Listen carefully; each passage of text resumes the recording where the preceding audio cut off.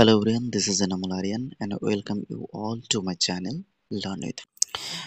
তো learn with fun চ্যানেলে আজকে আমি খুব সুন্দর একটা টপিক এনেছি, সেটা হচ্ছে একটা beautiful poem and its name is loving in truth.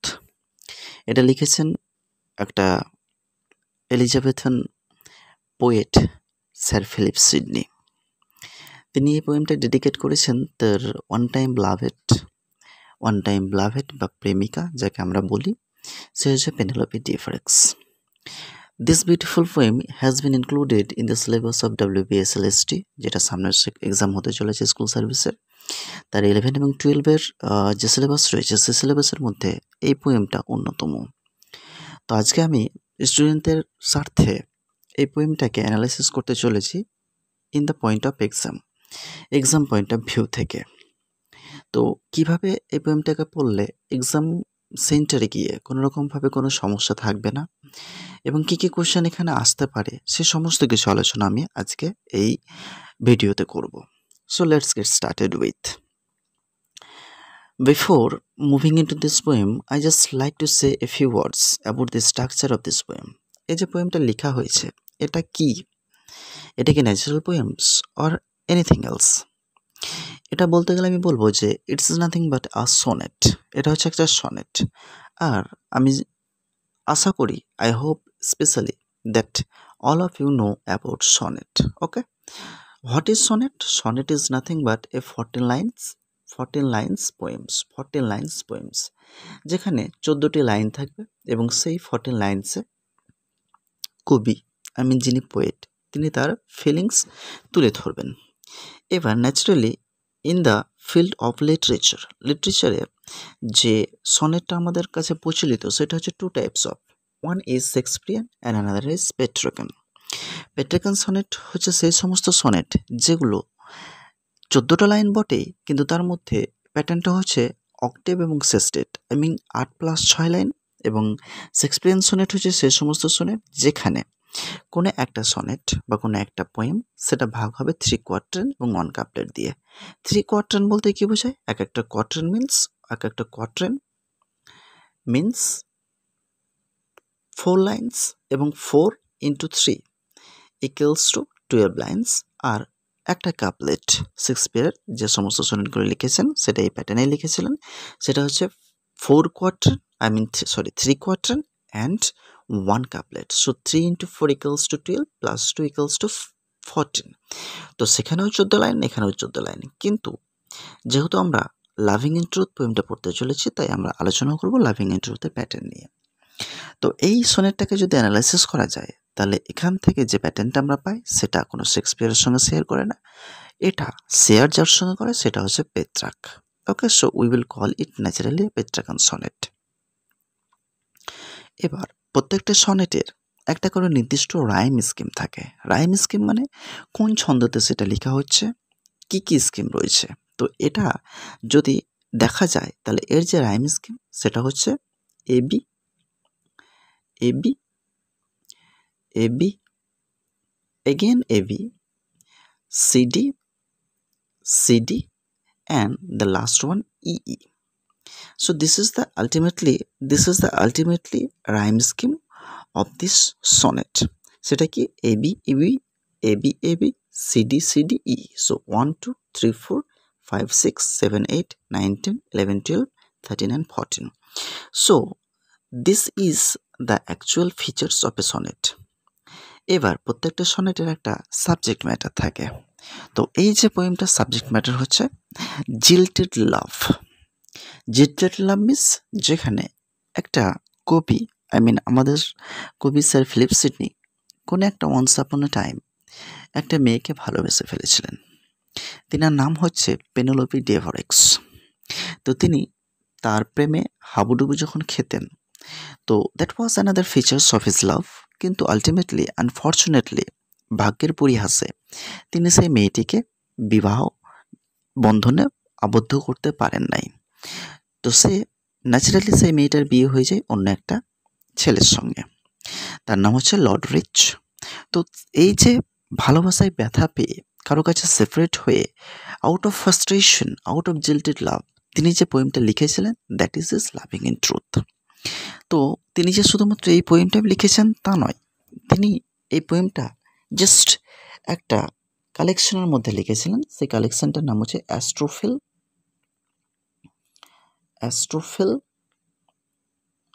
And Stella. অ্যাস্ট্রোফিল এবং স্টেলা, এই যে একটা টাইটেল তিনি দিয়েছিলেন, সেখানকার মধ্যে সর্বপ্রথম পোয়েম হচ্ছে loving in truth. Astrophil means star lover. যদি আমরা অ্যাস্ট্রোফিলটাকে অ্যানালাইসিস করি তাহলে এটার মানে হচ্ছে star lover. Star lover means এখানে কবি স্বয়ং নিজে। আর স্টেলা যেটা হচ্ছে, Stella means the star, that means Penelope Devereux. যেভাবে একটা স্টারের প্রেমিক স্টারের দিকে তাকিয়ে থাকে এবং তার বিভিন্ন বর্ণনায় বর্ণিত করে, ঠিক সেরকমভাবে আমাদের প্রেজেন্ট কবি স্যার ফিলিপ সিডনি এই বর্তমান পোয়েমে তিনার বিলাভেটকে বিভিন্ন বর্ণনায় বর্ণিত করেছেন এবং তাকে অ্যাড্রেস করে লিখেছেন। তো তিনার যে presentation, this is very interesting and unlike other. কীভাবে একটা প্রেমে ব্যর্থ হয়েও নিজেকে সেই প্রেমের জায়গায় ফুটিয়ে তোলা যায়, we will learn from this poem. Okay, so এত কিছু জানার দরকার ছিল just because of the exam point of view. তো তার সঙ্গে আরেকটা ডেট হচ্ছে যে 1591। This is the exactly date when the poem was published. Just you have to know this. So এত কিছু ডিটেলস তোমাদেরকে জানতে হবে just exam point of view এর জন্য। Now let's get into the poem. প্রথম যে লাইনটা তিনি শুরু করেছেন সেটা দেখো, লাভিং ইন ট্রুথ অ্যান্ড ফেন in verse my love to show. সত্যিই ভালোবাসা, সত্যই ভালোবাসা, ভালোবাসায় সত্য। লাভিং ইন ট্রুথ, ট্রুথ মানে সত্য, লাভ মানে হচ্ছে ভালোবাসা। আই মিন সত্যি সত্যিই ভালোবাসায়, যেহেতু সত্যি সত্যিই তিনি ভালোবাসেন। অ্যান্ড এবং ফেন, ফেন মানে হচ্ছে ডিজায়ারাস, ফেন মানে হচ্ছে ইচ্ছুক। যেহেতু তিনি সত্যি সত্যিই ভালোবেসেছিলেন বা ভালোবাসেন, ওই জন্য তিনি ইচ্ছুক। কি করতে ইচ্ছুক? In verse my love to show. In verse মানে হচ্ছে ইন পোয়েম, ভার্স মানে হচ্ছে পোয়েম, যিনি যেটা লিখেছেন, right poem, that is loving in truth. এবং এই পোয়েমের মধ্যে তিনি কি করতে চাইছেন? তিনি খুব ইচ্ছুক, ডিজায়ারাস যেটাকে বলি। কি করতে ডিজায়ারাস? টু শো হিজ লাভ, তার ভালোবাসাটাকে পোয়েমের মধ্যে দিয়ে দেখাতে। এবার কোশ্চেন হচ্ছে যে তিনি এতদিন সেপারেশন পাওয়ার পর, আই মিন সেপারেট হওয়ার পরে কেন এত ইচ্ছুক তার পোয়েমটা দেখানোর, পোয়েমের মধ্যে দিয়ে তার ভালোবাসা দেখানোর জন্য? Because he is defeated in his love. সে যেহেতু ভালোবাসায় ব্যর্থ হয়েছেন, জাস্ট তিনি সেই ব্যর্থতাকে প্রকাশ করে he just wants to give a message to his beloved that is still his love origins. এখনও তার যে মনের মধ্যে লাভ রয়েছে, just he tries to gives this suggestion. ওই জন্য তিনি এটা লিখতে বসেছেন। দেখো তারপর যে সেকেন্ড লাইনটা, সেখানে তিনি ইন্টারেস্টিংলি একটা দ্যাট কথা ইউজ করেছেন, দ্যাট সি। এখানে দ্যাট কথাটা, এই যে দ্যাট কথাটা রয়েছে বা দ্যাট শব্দটা, এটা এই জন্যই তিনি ইউজ করেছেন। আমরা জানি যে দিস এবং দ্যাটের মধ্যে ডিফারেন্স রয়েছে, যে দিস হচ্ছে যখন কোনো একটা জিনিস আমাদের কাছে থাকে, আর দ্যাট আমরা তখন ইউজ করি যখন এটা লং ডিস্টেন্স, মানে একটু দূরে থাকে। ওকে, একটু দূরে থাকে। তো তিনি এই যে দ্যাট কথাটা ইউজ করেছেন, তার মধ্যে তিনি বোঝাতে চাইছেন যে জেনার জন্য তিনি পোয়েমটা লিখছেন, I mean Penelope Devereux, she is not with him, rather she is in distance. তিনি কোথায়? তিনি ডিস্টেন্সে রয়েছেন। তার মানে তিনি বলতে চাইছেন যে সেই পেনেলোপি ডি ফরেক্স যার জন্য তিনি পোয়েমটা লিখছেন, সে কিন্তু কাছে নেই। That she. তারপর তিনি আবার খুব ডিয়ারিং ওয়ার্ড ইউজ করেছেন, সেটা হচ্ছে ডিয়ার সি। তার মানে তিনি যদিও দূরে রয়েছেন, কোথাও না কোথাও সেই পেনেলোপি ডি ফরেক্স পোয়েটের মনের মধ্যে স্থান করে রয়েছেন। Dear she, just very affectionate word. Might take some pleasure of my pen. Now this is very interesting line. Might take some pleasure of my pen. এখন প্লেজার এবং পেন, এই যে প্লেজার মানে হচ্ছে আনন্দ। এখন প্লেজার অফ মাই পেন, কবি দুঃখে রয়েছেন এবং কবি বলতে চাইছেন যে তার বেলাভেট তার থেকে দূরে থাকলেও তার ব্যথাটা যদি সে সামহাউ জানতে পারে, then she will be pleased. This is reality actually.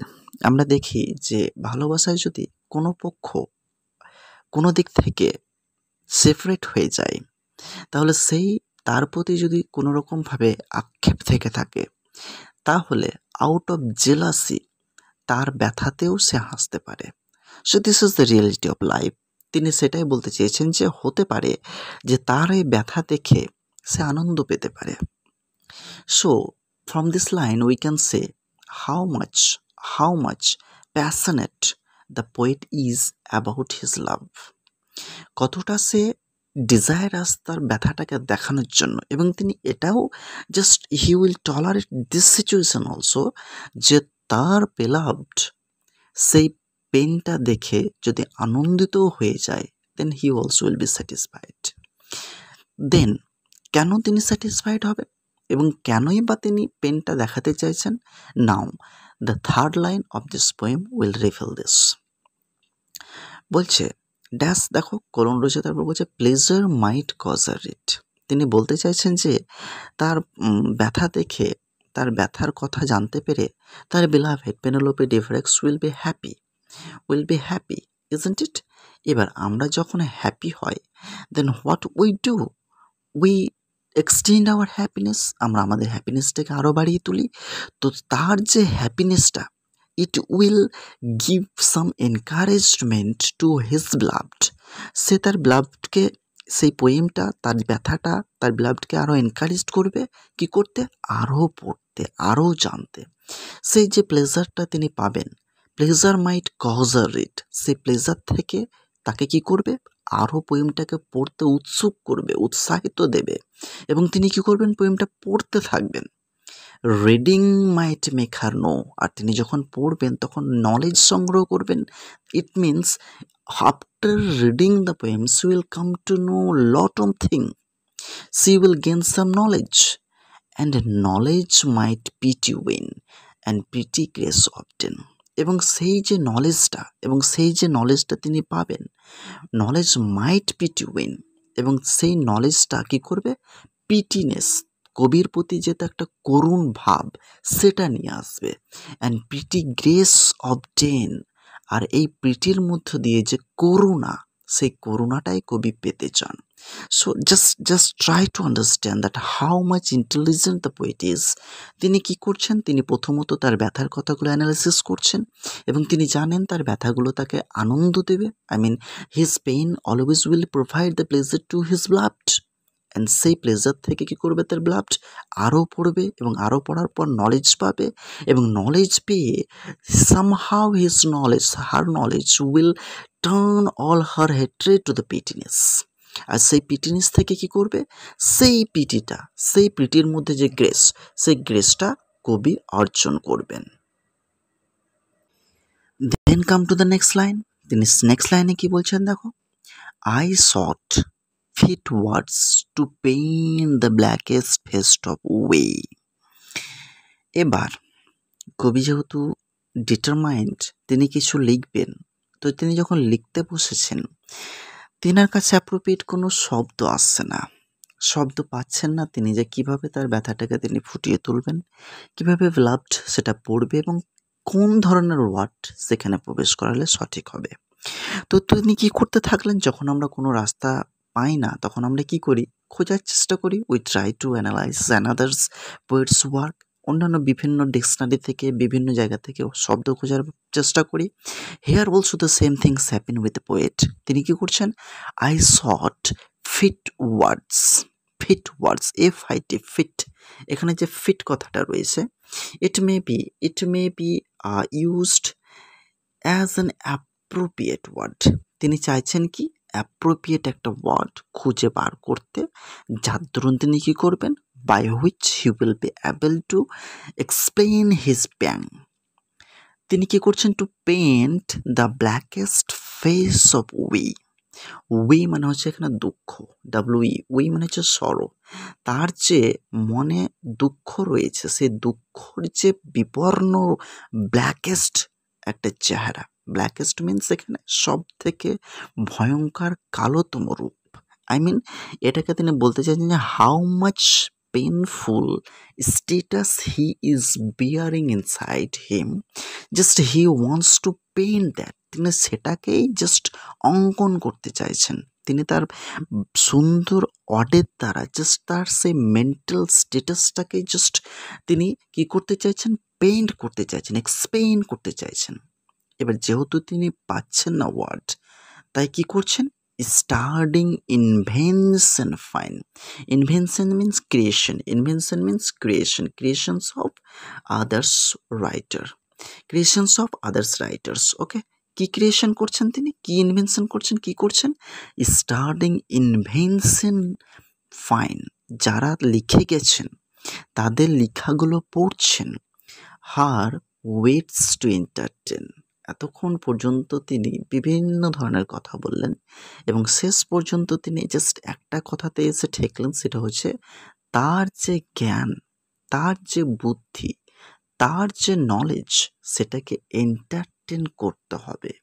Car নলেজকে entertain করতে হবে, বিলাভড এর যে নলেজ সেটাকে এন্টারটেন করতে হবে। এবং এন্টারটেন করার জন্য just he is trying to find out the appropriate words.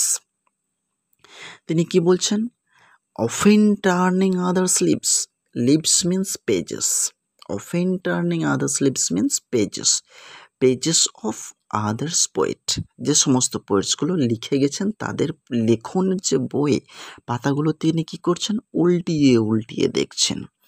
Often turning others leaves to see, কিসের জন্য, টু সি দেখতে।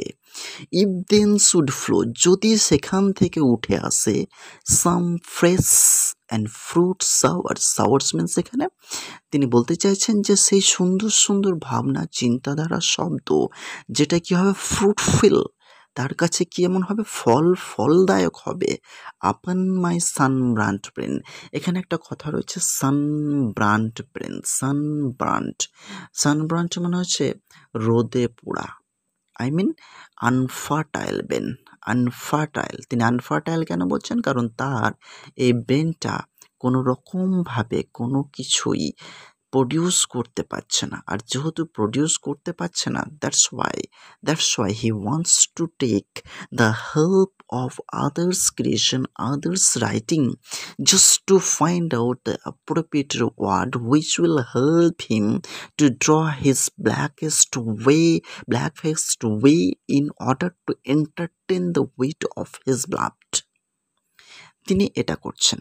এবার নেক্সট যে সেস্টেড, সেটাতে তিনি খুব সুন্দরভাবে এতক্ষণ ধরে যেটা বললেন তার যে উপসংহার, কনক্লুশন, সেটা বলেছেন।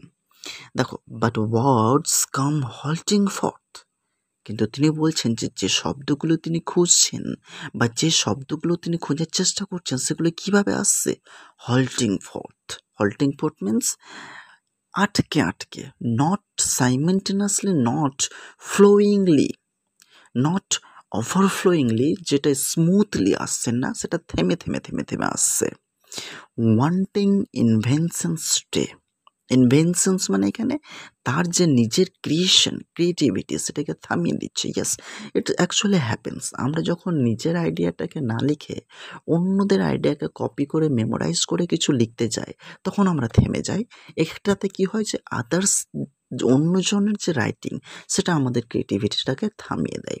তো ঠিক সেম জিনিসটা এখানে ঘটছে কবির সঙ্গে। তিনি কি করছেন, তিনি লেখার চেষ্টা করছেন, কিন্তু সরি ইনাফ টু সে, অন্যজনের যে রাইটিংগুলো তিনি এতক্ষণ ধরে খুঁজলেন, সেখানকার যে ওয়ার্ড সেগুলো ঠিকঠাক না এসে তার মধ্যে যে থাকে ইনভেনশন সেটাকে থামিয়ে দিচ্ছে। তারপরে তিনি বলছেন ইনভেনশনস মিন ক্রিয়েশন। তিনি বলতে চাইছেন ক্রিয়েশন ন্যাচারস চাইল্ড। এই যে ক্রিয়েশন সেটা হচ্ছে প্রকৃতির ছেলে। আই মিন প্রকৃতির ন্যাচার চাইল্ড বলতে তিনি বোঝাতে চেয়েছেন যে invention, I mean creativity is not a thing of imitation. এটা ইমিটেশনের জিনিস নয়, it's a spontaneous thing, it's a spontaneous thing and auto creative. এটা হচ্ছে নিজস্ব তৈরি করা জিনিস। Fled step dame study's blow. Fled step dame means এখানে স্টিম ড্যাম স্টাডিজ ব্লো।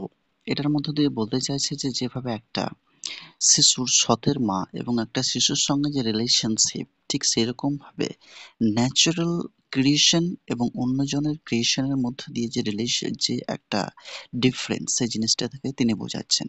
তিনি বলতে চাইছেন যে creation is a natural product এবং সেই প্রোডাক্টসটার, সেই ক্রিয়েশনে কোনো আর্টিফিশিয়াল ইমিটেশন, কোনোরকমভাবে কাউকে ইমিটেট করার জিনিসটা স্থায়ী পায় না, সেটা কি হয়ে যায়, ছুটে ছুটে চলে যায়। তো সেরকমভাবে স্টাডিজ ব্লো দ্বারা, স্টাডি যে তিনি অন্যজনের ক্রিয়েশনগুলো করছেন, তিনি ভাবছেন যে suppose it will help him A lot to gain the knowledge and to gain the beautiful words two paint his ব্ল্যাকেস্ট face of way.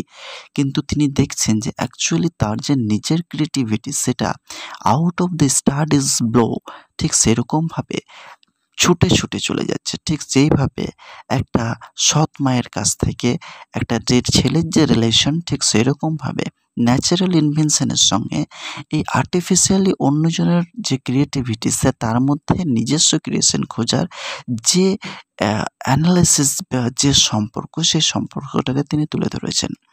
তারপর তিনি বলছেন যে and others fit still seemed but strangers in my way. তিনি বলতে চাইছেন যে others fit, fit মানে এখানে বলা যেতে পারে যে পোয়েমের যে ফুট বা ফুট বলে যেগুলো রয়েছে, আই মিন যেটাকে আমরা বলছি যে প্রোসোডি। তো ঠিক পোয়েমের যে প্রোসোডি, সেই প্রোসোডির যে লাইন, সেই লাইনগুলো থেকে ফিট যে অ্যানালাইসিস করা, সে ফিট এবং সেই ওয়ার্ডগুলোর কথা তিনি বলতেন যে others fit still seemed but strangers in my way. সেই সমস্ত যে ক্রিয়েশনসগুলোকে তিনি দেখছেন, লাইনগুলোকে তিনি দেখছেন, সেগুলো এখনও তার কাছে স্ট্রেঞ্জারই মনে হচ্ছে। That means he is unable to take them in, সে তাদেরকে নিতে পারছে না। দাস এইভাবে great with child to speak, যেভাবে একটা প্রেগনেন্ট মহিলা, এ প্রেগনেন্ট উম্যান যে প্যাং, আই মিন বার্থ প্যাংয়ের মধ্যে প্রচণ্ড ভুগছে, but she is unable to give the birth just because of not having proper time. ঠিক সেরকমভাবে কবিও ঠিক সেই ফিলিংসটাই নিজের মধ্যে অনুভব করছেন যে তার মধ্যে অনেক কিছু বলার রয়েছে। He has many things to say, many things to explain, to speak and helpless in my throes. কিন্তু তিনি তার গলার মধ্যে কোথাও না কোথাও সমস্ত জিনিস আটকে বসে রয়েছেন। I mean he is not getting the proper channel, he is not getting the proper words and expressive ideas, যার মধ্য দিয়ে তিনি সেগুলোকে এক্সপ্লেইন করতে পারবেন। Why? Because he has taken the help of others poets invention. তো তিনি কি করছেন, বাইটিং মাই স্টুডেন্ট পেন, তিনি কামড়াচ্ছে তার পেনটাকে। বাইটিং মাই স্টুডেন্ট পেন কেন? Pen is student, not student. Pen is not student, but the mind of the poet is student. তার যে মনটা কী করছে, সবসময় পালাতকভাবে চেষ্টা করছে যে এসব ছেড়ে তিনি কোথাও চলে যাবেন, এসব ছেড়ে তিনি সরে যাবেন। আই মিন তার মনটা ঠিক সেরকমভাবে স্কুল থেকে পালিয়ে যাওয়া ছেলের মতো ছটপট করছে। বিটিং মাইসেলফ ফর স্পাইট, এবং নিজেকেও কখনো কখনো বকাঝকা করছেন। তারপরে হঠাৎ করে লাস্ট লাইনটা দেখো, fools said my muse to me, look in thy heart and write. হঠাৎ করে তিনি একটা আওয়াজ শুনতে পেলেন। মিউজ মানে হচ্ছে গডেস অফ পোয়েট্রি, সেই গডেস অফ পোয়েট্রি তার সামনে চলে এলেন এবং তাকে একটু বকাস স্বরে বললেন, ফুলস বোকা, look in thy heart and right. তো মিউজ শেষে তাকে একটা সর্বশক্তিমান এবং ইন্সপায়ারিং একটা ওয়ার্ড তিনি বলে গেলেন যে এইরকমভাবে অন্যজনের কবিতা বা অন্যজনের রাইটিংয়ের মধ্যে নিজেকে আবদ্ধ না করে, you just have to try to make the writing of your own. এটাই তিনি বলে চলে গেলেন। তো এই যে পোয়েমটা রয়েছে, জাস্ট এটার মধ্যে খাতা তিনি এটাই বলতে চাইছেন যে poet should always write his own thing but will not copy others, because creations is not a part of imitations, rather it's a part of the own creativity. তো যদি সেই ক্রিয়েটিভিটি সেই জায়গাটাকে পেতে চাওয়া যায়, I mean if anyone just wants to deal with the creativity, then he always will take help of himself. তার নিজস্ব হেল্প নেওয়া দরকার। Okay, so exam point of view থেকে আমি জাস্ট মানেগুলো বলে দিলাম। Now the questions may come from the sunburnt brain, others leave, and who is muse, what do you mean by that, truant pains, etc. Now in my next class I will obviously analysis what type of questions will come, and I will analysis the MCQ based questions of this chapter. Okay, so till then, thank you.